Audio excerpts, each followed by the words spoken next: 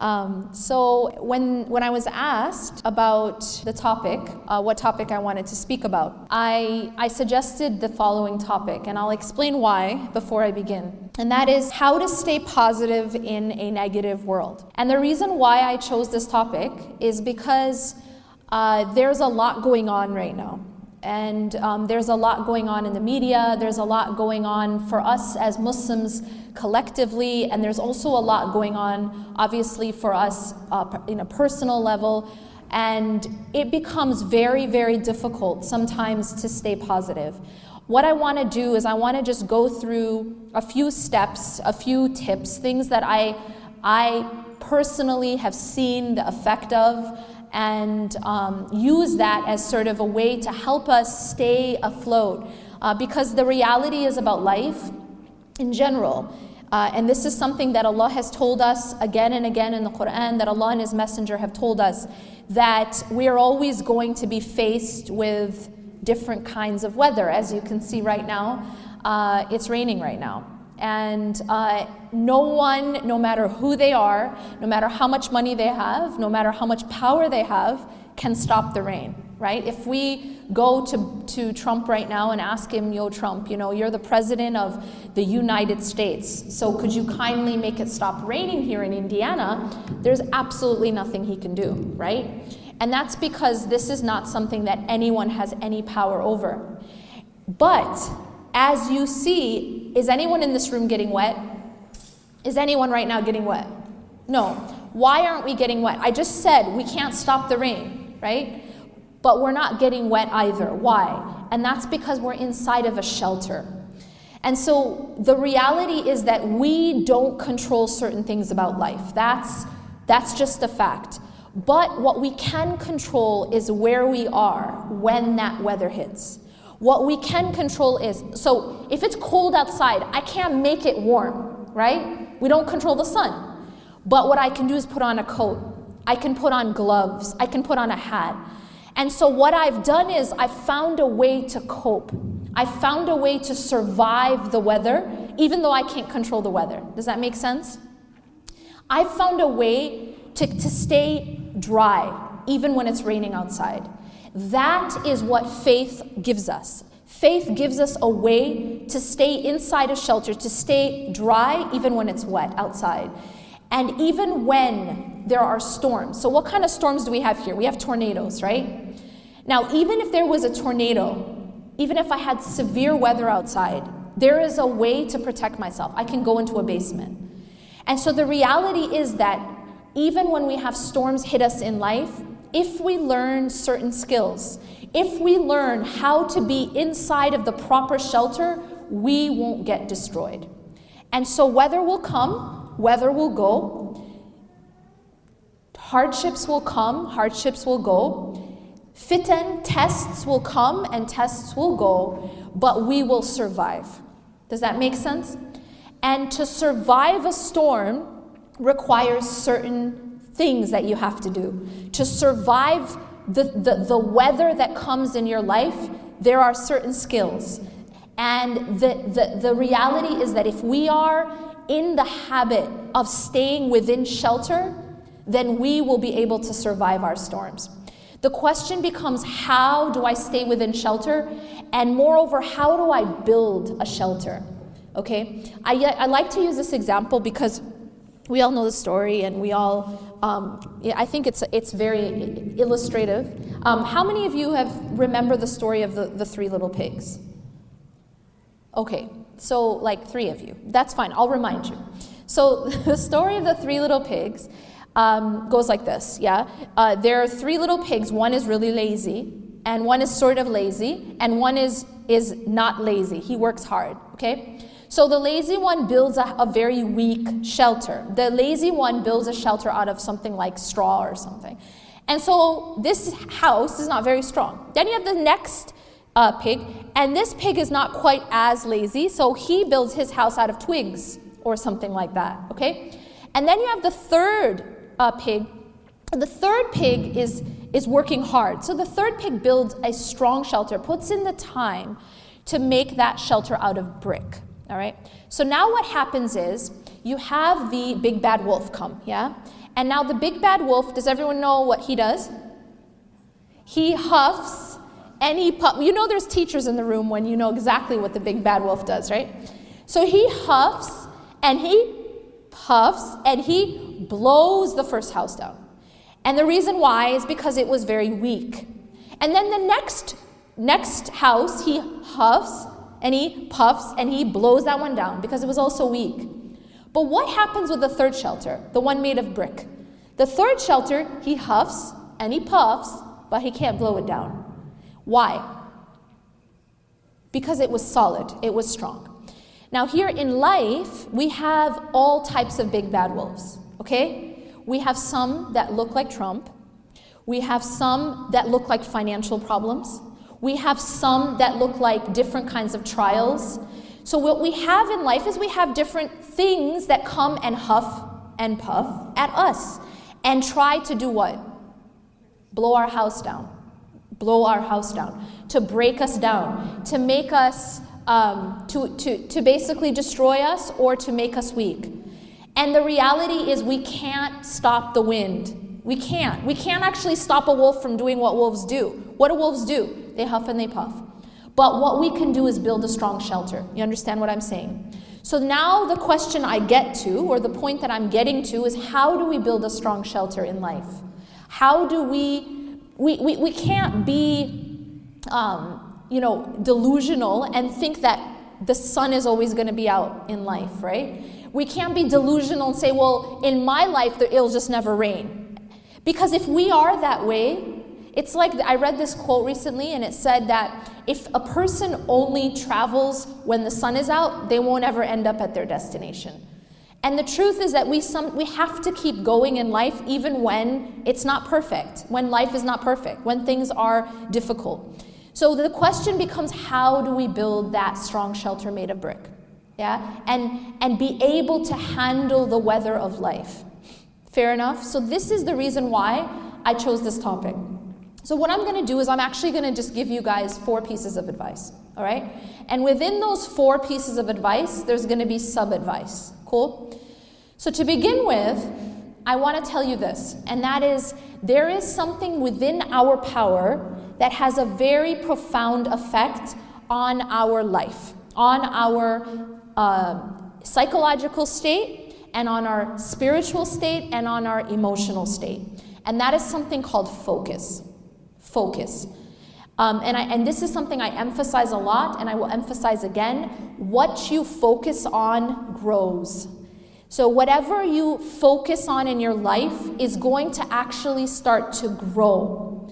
And when it grows, it starts to become bigger, and it also starts to surround you. Okay? So let me give you an example. There are some people, and their habit is that they focus on problems. Okay? And sometimes it's not for any bad intent, but it's because that's just the way they're designed. They are problem focused. And sometimes, ironically, it's because they're problem solvers. Do you guys understand what I mean? So some people are very problem solve. Their orientation is problem solving. Now, a problem solving orientation sometimes tends to then look for the problem in any situation so as to what? Solve it. These are the people who then you might later on say, oh, they're so critical. But the reality is they're looking for the problem so they can solve it. Do you guys understand what I mean?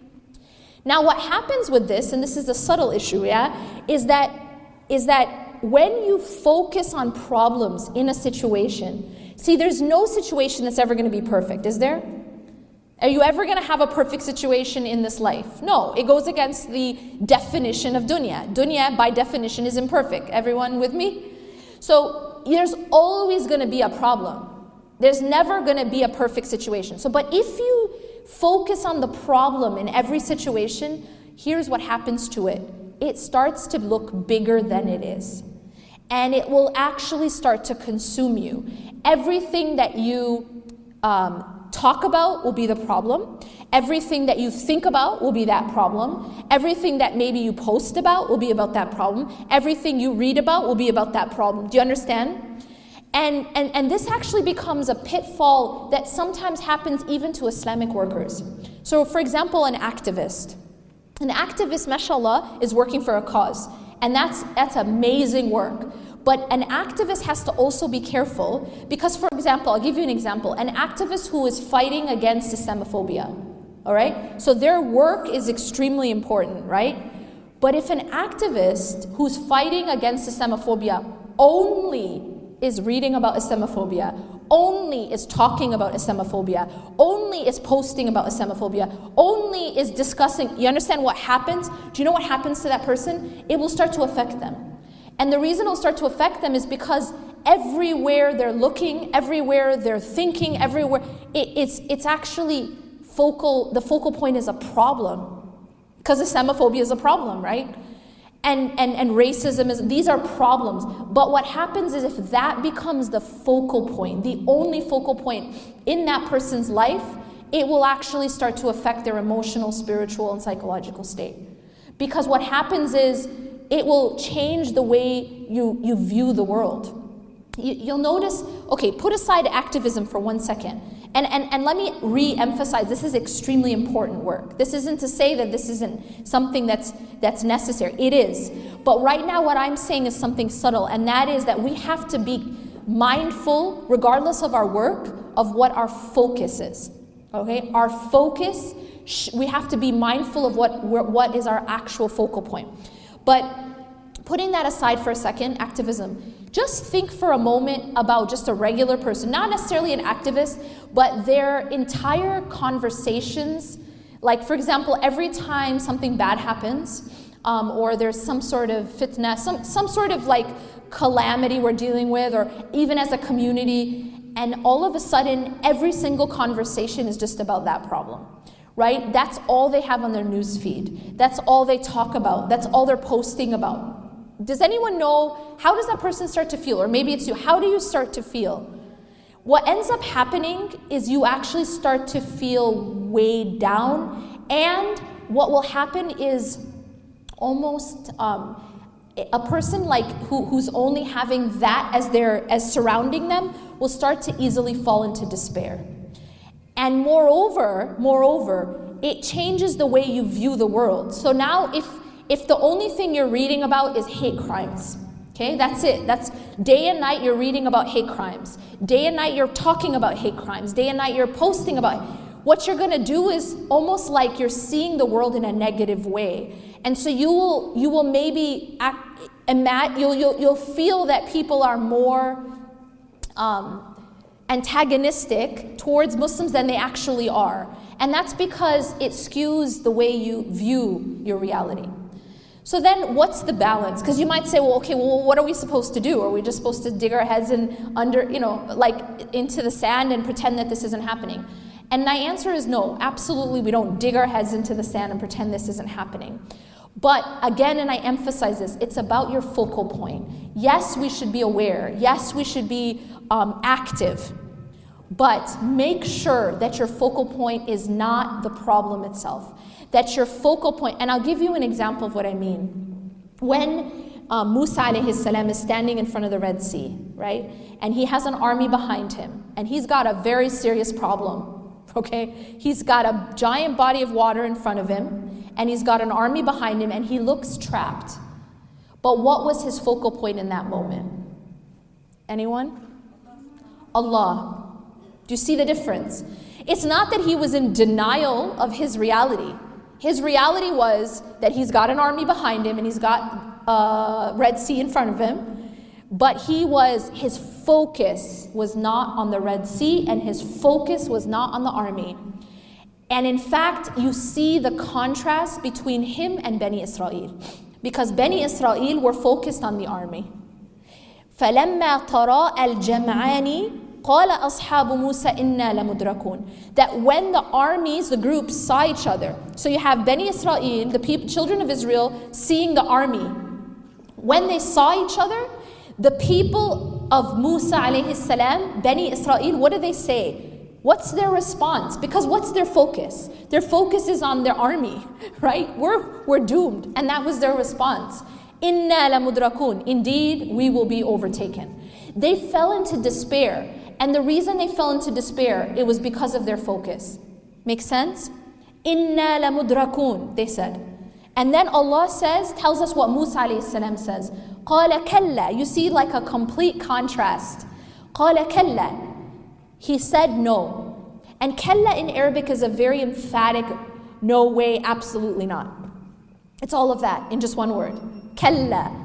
Inna ma'aya rabbi sayahdeen. Indeed, my Lord is with me and He will guide me through. Musa alayhi salam wasn't looking at the problem. He was aware of the problem, folks. He's not like in denial. He's aware of the problem, but his focus wasn't the problem. His focus was Allah. Do you see the difference? His focus was Allah. And he said, Inna ma'aya rabbi sayahdeen. Indeed, my Lord is with me and He will guide me through this. He will get me through this. So no matter how dark it gets outside, or no matter how much we feel like things are closing in on us, if our focal point is Allah, then we don't feel despair. Do you see the difference? It's because you know, just like Musa alayhi salam knew that Allah was with him. And if Allah is with you, it means what? He'll get you through. And that was the yaqeen and the tawakkul and the trust of Musa alayhi salam. But believe me, it cannot happen unless you have the right focus. If he were to focus instead on how big the Red Sea is, just that, he's gonna be like, have the exact same reaction as Bani Israel. If his focal point was on how powerful Pharaoh is, he wouldn't be able to have that reaction. But Musa alayhi salam was trained. His heart was focused on Allah. Kalla, inna ma'aya rabbi sayahdeen. Indeed, my Lord is with me and He will guide me through this. And Allah did exactly that. Allah told him, strike the sea, and Allah opened the sea for him. This is a lesson for us. This is a timeless lesson for us. That if your focus is Allah, He can get you out of every situation. He will save you. But it has to be, it's really about us, about where is our trust? Where do we place our trust? Tawakkul, this concept of relying on Allah, it can't happen unless we have the right focus, right? You can't have trust in Allah if your focus is on other than Allah. Simple as that. But if your focus is on Allah subhanahu wa ta'ala, then no matter what situation you're in, and you're aware of it, but you're not afraid. Because what did I say at the beginning? What you focus on does what? What you focus on grows. There's a reason Allah told us to pray not once or twice or even 3 times, but 5 times a day. What is that doing? It's making us focus on Allah. It's shifting our focus away from whatever work we happen to be doing at the moment, whatever problem we happen to be in. You see, no matter what your situation is, you still need to turn and pray. You know what that means? Do you know what that does? It means that you're at work, you leave your work and you focus on Allah. It means you're at the mall, you leave that sale and you focus on Allah. You're on your laptop, you're on your phone, you leave that phone, you leave that laptop, you leave that Facebook, you leave that meeting, you leave that class, whatever it is, and you focus on Allah. Allah's training us to focus on Him and not on whatever it is that we're doing in the dunya. It's to shift our focus to Him. And this is training. This is training us. This is what Musa alayhi salam, he went through this training, right? And because he had that training, when he was now faced with a problem. Now he's faced with a problem. What are we going to do when we're faced with a problem? And he was able to put his full reliance on Allah. Why? Because he was focused on Allah. قَالَ كَلَّا إِنَّ مَعَيَ رَبِّي سَيَهْدِينِ. Okay, so we talk about focus. Now, the second thing I want to say, before I move on. So in terms of focus, how do I have the right focus? How can I have the right focus? Number one is what I expose myself to, okay? Let me just say this. Let me give you an example. You know the dua, how many of you have ever been to the Kaaba? Okay, when you're in the Kaaba, you learn that the sunnah is that for the entire last part of the tawaf, what dua are you supposed to say? رَبَّنَا آتِنَا فِي الدُّنْيَا حَسَنَةً وَفِي الْآخِرَةِ حَسَنَةً وَقِنَا عَذَابَ النَّارِ. Oh Allah, give us in this life good, and give us in the hereafter good, and protect us from the hellfire. Do you notice in this dua there's 3 parts? There's 3 parts, yeah? Now, out of those 3 parts, how many are about dunya? 1, right? رَبَّنَا آتِنَا فِي الدُّنْيَا. You don't forget it, you have it there. You have the first part about dunya, but then the second part is about the hereafter. And what's the third part about? The hereafter. Where is Jahannam? In the hereafter. So you notice that even in this dua, where is the focus? The focus is more on akhirah than it is on dunya, right? So the reality is that Allah doesn't tell us to forget about dunya completely, but Allah is showing us where our primary focus should be. Our bigger focus is on Allah in the hereafter. Okay, so if I do that, if I expose myself to, see, it has to do with what am I exposing myself to. I'll tell you something just practical. Facebook, okay? Facebook is nothing more than a tool, just like the internet, just like a phone. It can be used for good or it can be used for evil. Fair enough? Same with the internet. Like, you know what I mean? All these Islamic lectures, they're on the internet. There's also a lot of filth on the internet too, right? So the idea is that these are tools. These are tools. Facebook is a tool. One thing I'll tell you that I've learned is that look at your news feed once in a while. Look at your news feed. The content of your news feed actually says a lot. And it affects you. I'll tell you why. Because the reality is we use social media. We're on our social media. And when we're on our social media, you have a feed for Facebook and you have a feed for Instagram and for Twitter, etc. If you just look at the content, it'll give you an idea of what you're ingesting. Make sense? For example, you want to know what you're eating? Maybe open up your fridge, right? It's going to show you the quality of what you're eating. You want to know what, look at your plate before you eat. That's what's going in, yeah? Now, if that food is covered in mold, you open the fridge and all the food is rotten, or the food on your plate is rotten, and then you eat it, what's going to happen to you inside? It doesn't take a doctor. Y'all are going to get sick, right? Because why? Because the quality of your food is bad. You're actually ingesting toxins. You're ingesting poison. Mold is poisonous. It will harm you internally. It's the same thing with your feed, with your news feed, with your Facebook news feed, with the articles you're reading, with the posts you're looking at, your Instagram, who you follow on Instagram. It's like looking at your plate before you eat it. How's the quality? Because that stuff is being ingested. It's being ingested in a different way. It's going through your eyes, and then it's going into your heart and your mind. So what you're actually doing is you're feeding your soul. And that's actually more important than even your body, because the food that you put into your soul, it stays there. The food you put into your body goes into the toilet, okay? The food that you're taking into your soul affects your soul. Your soul is something that's like eternal. You understand? It's something that's going to go and live forever, eventually, right? You go from this life, you go into the grave, and then from the grave you go into hellfire or you go into paradise. So this soul is actually staying with you. You understand? And so the quality of the food that you're giving your soul is pretty important. And that's what it is. It's what you read. It's what you look at. It's what you look at on TV, on billboards, on magazines, on your Facebook, on your Instagram. All of that is food. Think of that as food. Look at the quality of it. Ask yourself, is this healthy food? Is this organic and raw and all that stuff? Or is it covered in poison? Is it mold? Okay? And when you start to clean up your food, it cleans up your soul. That's just practical advice. One thing that I've learned is that you can make your news feed actually healthy. You know that? There's this thing called unfollow, folks. Yeah? There's something called unfollow. They don't have to know. You know what I mean? You don't have to unfriend them unless you want to, but you can unfollow and nobody knows.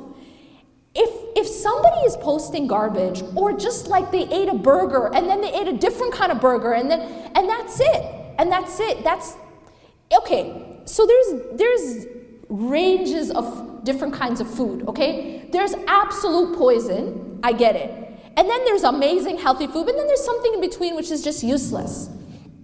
And I'll tell you this, even overeating useless food, or even if it's neutral but you overeat, and you're still gonna get unhealthy. So my point is this, you can make your social media healthy for you, where it's actually growing your head and your mind, and it's helping your heart, or you can just make it useless. Like, what did Kim Kardashian wear today? See, Instagram is one of these things where you have a whole range of things you can follow. Do you guys know what I'm saying? If you start out by cleaning up your Instagram, just clean it up. Meaning, look at who you're following and just clean it up. Instead of following just useless things, and I'm just gonna now put aside for a second the blatant fahsha. I'm just gonna put aside haram stuff for a second. Because it's obvious, okay? Let me just tell you this. Whatever you take into your eyes, it's gonna affect your heart. It's the same thing as drinking poison. It's gonna affect your body. That's just a fact. So I'm gonna put aside haram for a second, and now I'm just gonna look at uselessness. Just complete useless info, okay? Useless, input, all right? Now, this seems innocent. It might, okay, every single person you're following is a fashionista. Awesome, okay. But the problem with that is that becomes your focal point, and then you know what? That becomes what you care about most. And that's actually dangerous. The reason why, so this might say, okay, so what? It's not haram, okay? But the problem is, what is our concern? What is our greatest concern in life? One of the issues I've found is that depending on, especially now with social media blowing up, yeah? What's happened is now, even more than before, we are obsessed with appearances.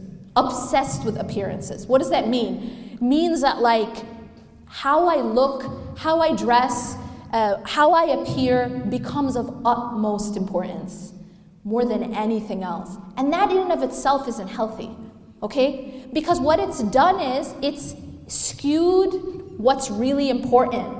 And now it's how I look. You know what I mean? It's everything is you gotta look perfect. You gotta pretend you're perfect. There's an obsession with perfection. You know what I mean? If you have anything that's imperfect about you, put a filter on it, right? And there's filters, but then there's also filters. Even in life, we're just all wearing masks. We're just pretending. And this is a very unhealthy, because what we've done is we've completely missed the point of what really matters. We've missed the point. And that's not innocent. That's actually killing our hearts.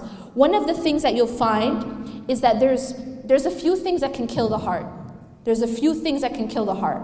One of them is sins. That's clear, okay? But there's something else that can kill the heart. And that is something called ghafla. Does anybody know what ghafla is? Ghafla is just heedlessness. It means that, okay, I might not be involved in sin, I might not be clubbing and drinking and all this, but I am completely, I've missed the plot. All I care about is fashion, what this person's wearing, what that person's saying, what this person, I'm going to this party, are you going to that? It's just, I've actually killed my heart, because not necessarily through outright sin, but because all I care about is superficial things. I'm missing what really matters. And that's just as dangerous. That's just as dangerous. Because think of a person, see, there's two ways to die. Or basically, you can eat poison and die, right? We already talked about poison. But I can also just starve, and that will also kill me, right? If I starve, I will also die, yeah? So when a person isn't getting the remembrance of Allah, And instead, the only thing that they're taking in is dunya, like, things about that have to do with money and fashion and status and celebrities and blah, blah, blah, right? All that's it. So then what's happening is it's like I'm starving my soul. Get it? Because I'm not giving my soul its actual food, which is the remembrance of Allah. Makes sense? And as a result, I may not be dying from poison, but I'm dying from starvation. And that's ghafla. Ghafla is a person who is heedless, and so they're not taking in what they need for your soul to be healthy and alive. It's like a person deprived of oxygen. Okay? Because the oxygen of the heart and the soul is the remembrance of Allah. And I don't have that in my life because I'm so full with fashion. I'm just full. I don't got no space, That's it. That's what fills my head. That's what fills my heart, or money, or status, or power, or whatever it is that I'm obsessed with. And because that's all I'm full with, I don't actually have space to take in oxygen and actual food. So if that makes sense, this is very, very important, what we ingest. Just think of it as food, okay? Food or oxygen. The other thing that I want to emphasize is managing thoughts. Managing thoughts. One of the things that we have to realize is we have a nafs. A nafs is our lower self, right? And we have shaitan. And the nafs whispers and shaitan whispers. And so not everything that occurs to our brain is healthy. And some of it's just garbage.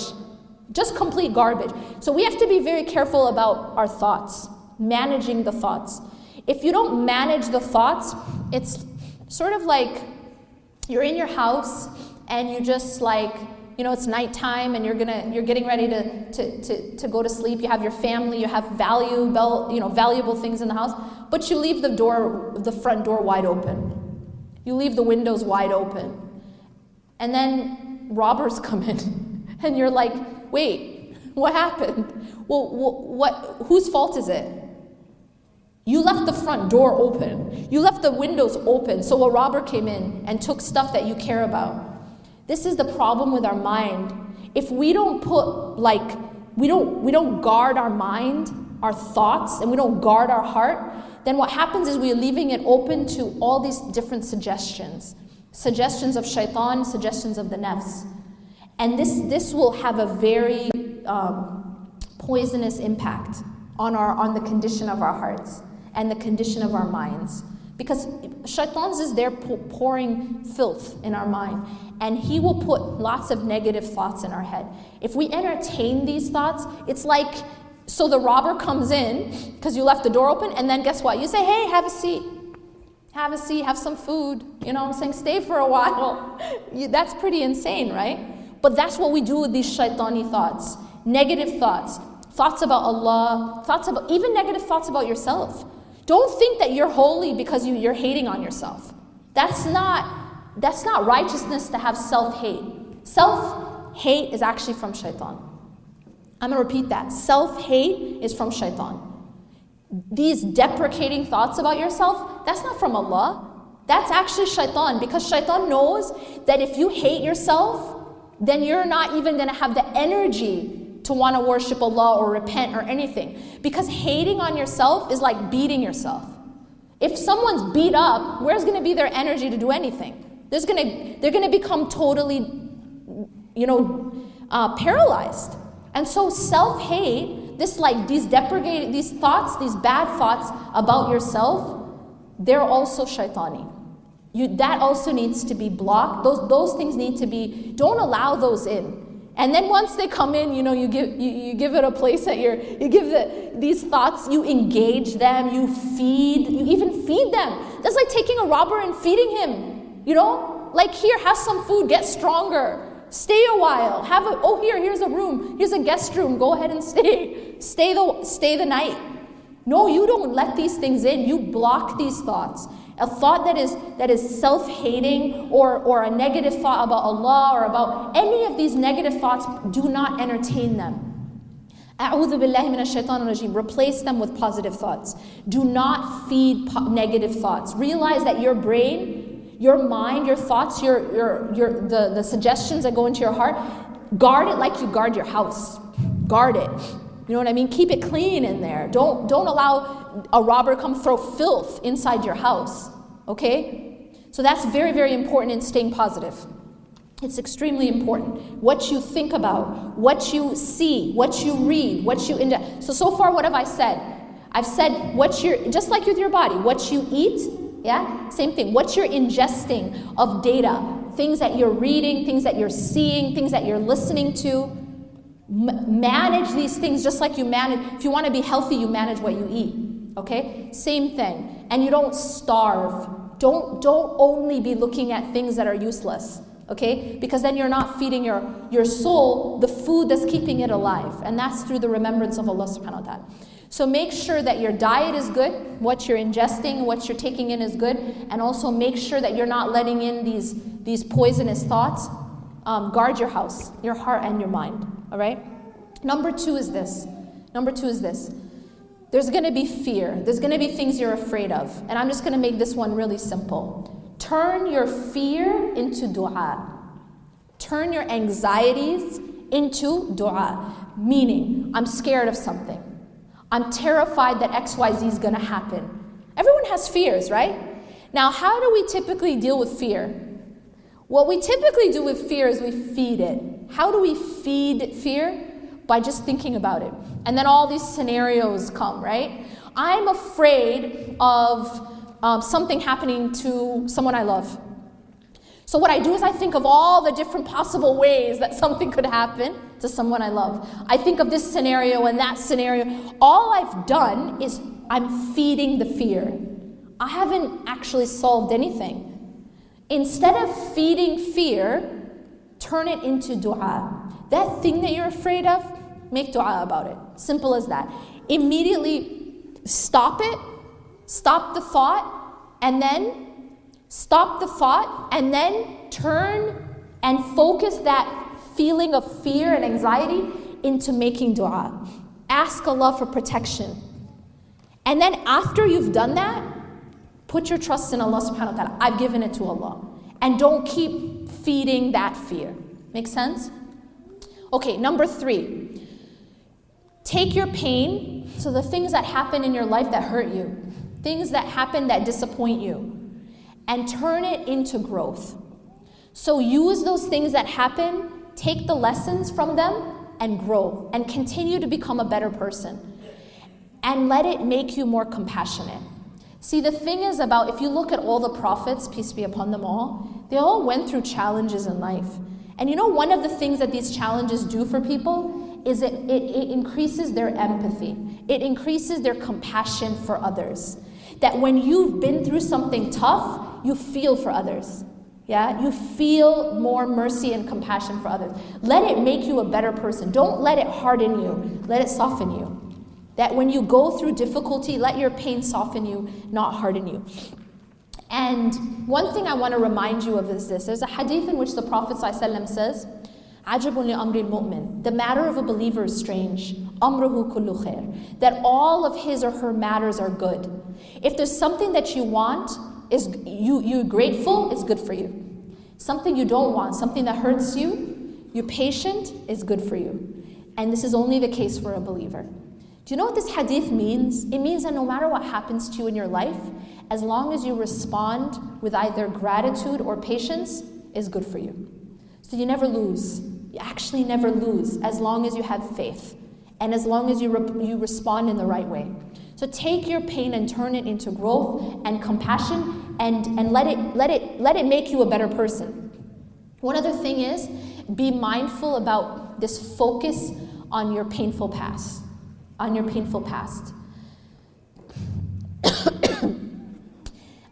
As they say, the past is a place of reference, not a place of residence. A place of reference. You look back at your past to learn from it, but you do not become consumed by your past. Okay? You learn from it, but you don't become consumed. And then finally, my last piece of advice, number 4, is protect yourself. Have a shield of protection. And that shield of protection is through your dhikr, through your remembrance of Allah subhanahu wa ta'ala. I told you that dhikr is food. Dhikr is food for the soul. It's also protection. When you look at the collection of dua, what is it called? Fortress of a Muslim. It's called Hisn al-Muslim. It's a collection of du'as that protect you. It's a fortress. So 3 things in the dhikr that I'm going to say. Number 1 is the salah. The salah has to be something that you don't compromise on. It's breathing oxygen, right? Number 2 is the adhkar. The adhkar is something you can download apps onto your phone for dua. My Dua is one example of a really great app. And what you can do is, after every morning Fajr prayer, open your app and read the morning supplications. Then after Asr, open your app and read the evening supplications. And before you sleep, read the ones for sleep. Okay? These du'as will absolutely revolutionize your state, revolutionize how you react to the world, how you live. It becomes a protection for you. As I mentioned, there's waswasa all the time from shaitan and from the nafs. This becomes a shield, these adhkar. And then the last part is Quran. Make sure you have a consistent relationship with the Quran, and this will be part of the shield that protects you. Now, all these 4 things, I'm just going to recap. Be careful what you focus on, and what you focus on grows. Make sure, and what you focus on is affected by what you ingest, okay? By what you entertain, by your thoughts, and which kinds of thoughts you allow in, feed, entertain. Number 2, turn your fear into dua. Number 3, turn your pain into growth. And number 4, protect yourself through the dhikr, the adhkar, the remembrance of Allah subhanahu wa ta'ala. أقول قولي هذا واستغفر الله لي ولكم إنه غفور رحيم سبحانك الله وبحمدك أشهد أن لا إله إلا أنت أستغفرك وأتوب إليك. I believe we have a few minutes, inshallah, for Q&A. Yes. Anyone have any questions?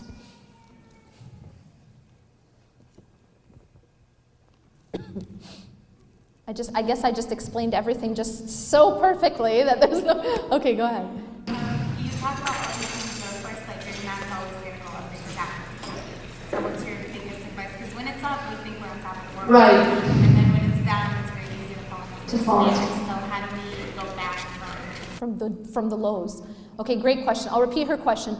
So all of these things, they're easy when you're high, right? In your iman, when you're in a iman high. But what happens when you're in an iman low? Because obviously iman rises and falls. We know this from the hadith of the Prophet ﷺ, where Abu Bakr and another companion comes to him and says, we've become hypocrites.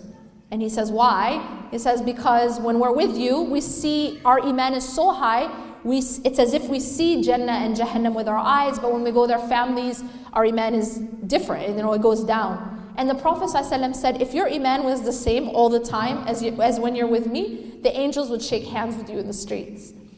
And so he teaches even them, right? These are the best people, and yet their iman goes up and down too. And this is part of what? Being human. So what he teaches us is how to handle the lows. And this is how you handle the lows. Everything that I said in these 4, like I gave you a prescription of 4 things, right? Make sure that you hold on to those things, high or low. If you hold on to your salah, no matter how you're feeling, if you hold on to your adhkar, no matter how low you're feeling, it just becomes like I have a question for you. When you're feeling depressed, do you stop breathing? When you're having a bad day, do you stop, I haven't brushed my teeth for a month, or I haven't taken a shower for 5 months. Like, we don't do these things. Why? Regardless of how high or how low I am, I have to keep breathing to stay alive. And I have to keep taking a shower, and I have to keep, brushing my teeth. I have to still keep eating and drinking water. These are just bare minimums to stay alive. And so this spiritual prescription that I gave is just like that. It's like oxygen, water, food. It just keeps you alive. And what happens if you stick to these things, especially salah? Like, I'm going to tell you this. Everything I've given you, these are all dude, don't eat poison if you don't want to die. Keep eating if you want to stay. That's all necessary. But salah is like oxygen. Meaning, you give up salah, it's like immediate death. You get it? You might be able to hobble around as long as you have oxygen if you're not eating healthy or whatever. But without oxygen, don't even talk to me about anything because you're going to be dead. Salah is like that. Make sense? Fair enough? Just think of it like that. So when you're in an iman low, don't give up your salah. You get it? You just think of salah, even if you feel like, oh, but my quality of my salah is awful right now. But you know what? Have you ever been to Cairo? The quality of the oxygen there is pretty awful. But you have to still breathe. You know what I'm saying? The quality, it's so polluted. Yeah, but you can't say, well, you know what? Right now I'm in Cairo and the quality of the air is just not perfect. So I'm just going to breathe next month when I'm back in wherever. This doesn't work, or next year or whatever I'm leaving. You know what I mean? So the idea is that, yes, we might not be having a perfect salah at that moment. We may not be at the top of our iman game, but you have to stay alive anyways. And what happens eventually is you'll go back up, as long as you don't let go of the bare minimum. And the bare minimum is oxygen, my sister. It's oxygen, it's food, it's water. And then you'll be able to go back up eventually. But here's the problem. The problem comes that when you're at your low and you say, you know what, I might as well just stop praying. Because you know what? Shaitan comes and says, you're just your salah is terrible. You're committing this sin. You're committing that sin. You're just a hypocrite. You're going to go pray? So just stop praying. Oh, and while you're at it, you might as well take off your hijab too, because you're just a terrible person. And then when you start to give in to those thoughts, that's what happens is you just start going lower and lower and lower. And that's the whole objective, isn't it? I mean, that's his objective, is to make you go into despair. So really my advice is just stay alive spiritually, and you'll, like the Prophet ﷺ said, iman rises and falls. You will go back up. Everything in life, there's nothing stays the same. But if you stop breathing when you're low, then that's the problem. That's when a person drowns. Yeah, that's just hold on to your life jacket and you'll be okay. You'll go back. Any other? Yes. So how do you translate that into your daily living? Obviously, we're not living in a vacuum. You concentrated, which is a great talk, a great presentation, on how to improve yourself, response and purify your soul, purify your soul. But at the same time, what is it that we're dealing with day-to-day activity with people, with life, with events, with what's going on, in our society here, in TV, in the country, in the world. So how do we deal with that also? Because one thing is to purify ourselves in our responses, but at the same time, we keep being bombarded by all of those, extraneous factors that are affecting our life too. We don't live in a tent, True. So what he's saying is, how do you deal with everyday life, the challenges? Okay, these are all important principles, but what do we do about this stuff that's bombarding us, negative news, this and that? Everything I said is absolutely connected to that. So what I'm saying is, someone might listen to this and say, okay, that's all great, that's stuff you do in the masjid, but then what do I do about this? But that's my whole point. Everything that I said right now is absolutely intimately connected to how I'm dealing with all that.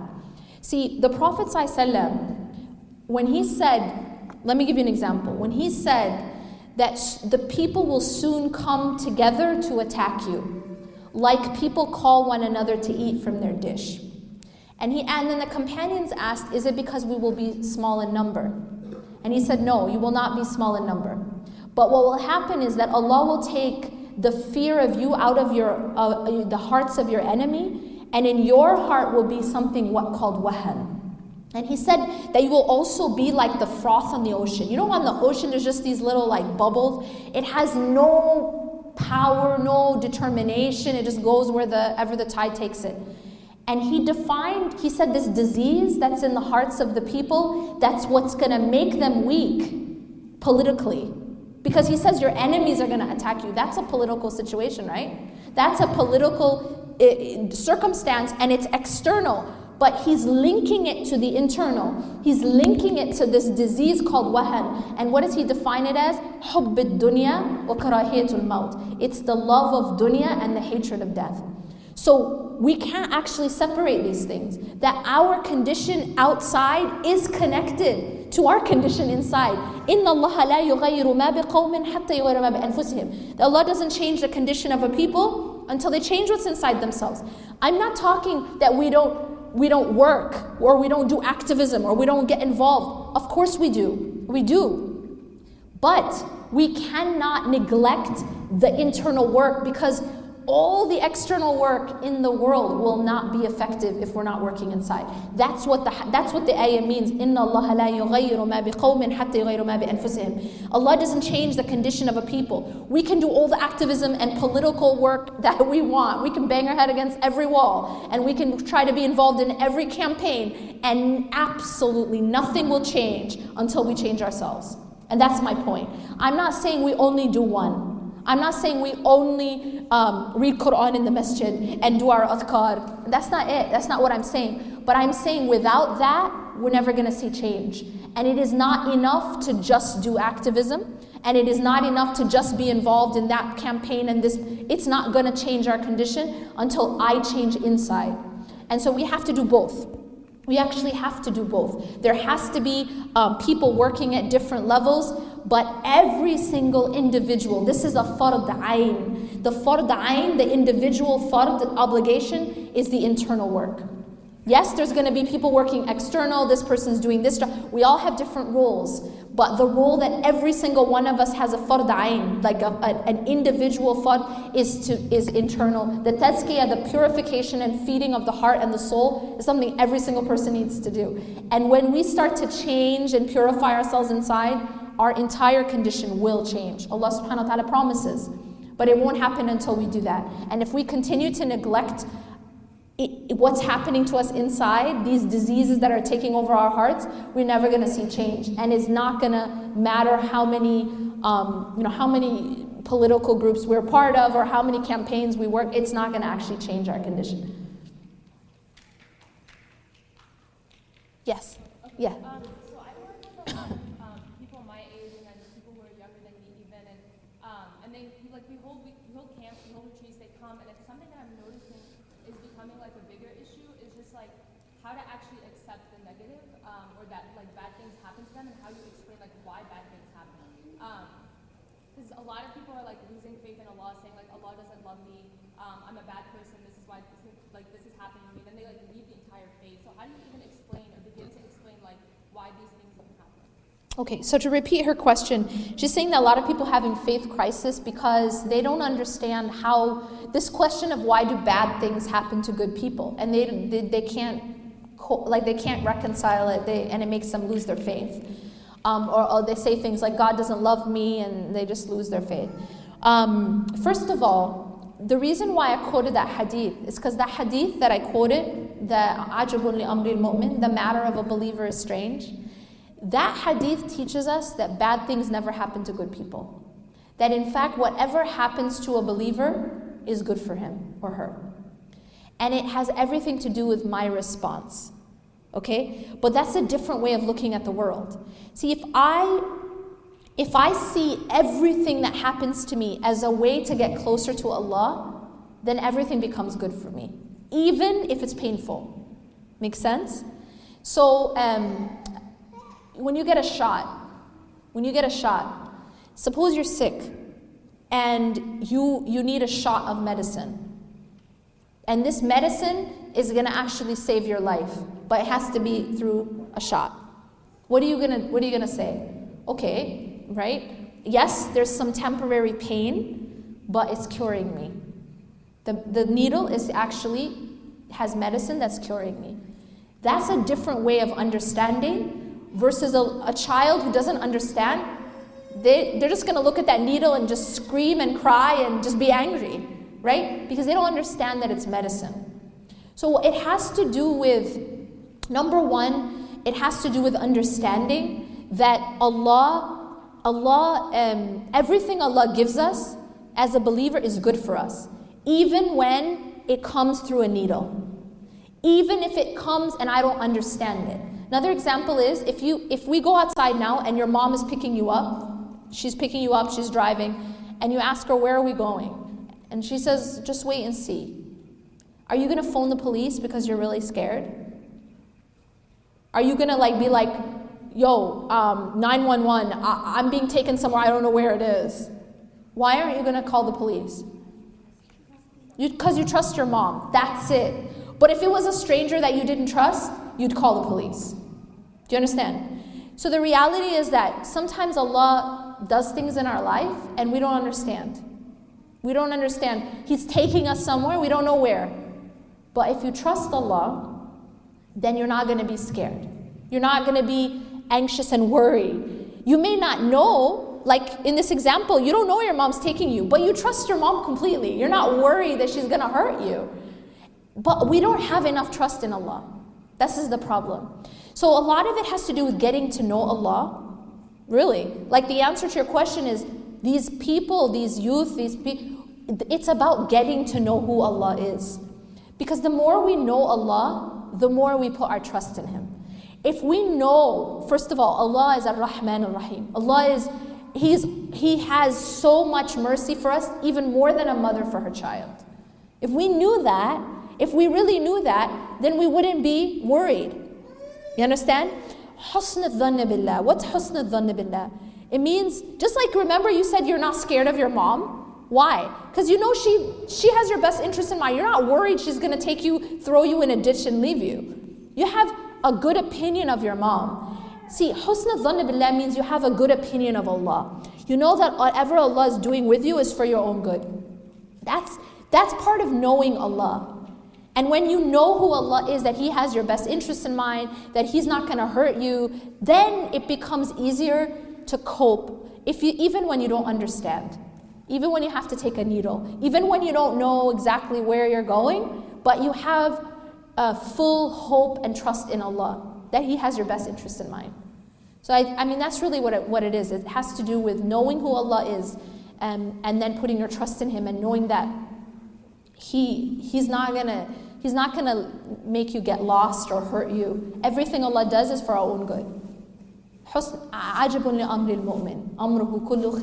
matter of a believer is strange. Everything is good for them.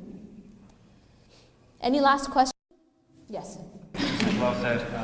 A lot of things you said I thought were really inspiring in terms of just our connection to Allah subhanahu wa ta'ala and our spirituality is very central. But what I also feel like is, I have a question about is that you could do that and live kind of a very individualistic life, right? Where you're kind of, I'm praying my salah, but I'm most praying by myself. I'm doing my adhkar, but I'm not really connecting with my family members or people in my community, especially in places like Northwest Indiana where we don't have a huge Muslim community like in Chicago or other places. So my question kind of relates to when you feel that type of separatedness from the Muslim community, what then becomes what then is the role of community within all of this, right? So it seems that seems to be a really necessary aspect of feeling grounded, feeling positive. But how do we actually go about doing that when we're forced to be separated from one another? Okay, great question. So to repeat his question, a lot of what we spoke about right now was individualistic. How does community fit? Okay, especially he's saying in this situation, you guys are you have a small community, it's not that easy to be connected to the community. Where does community fit in?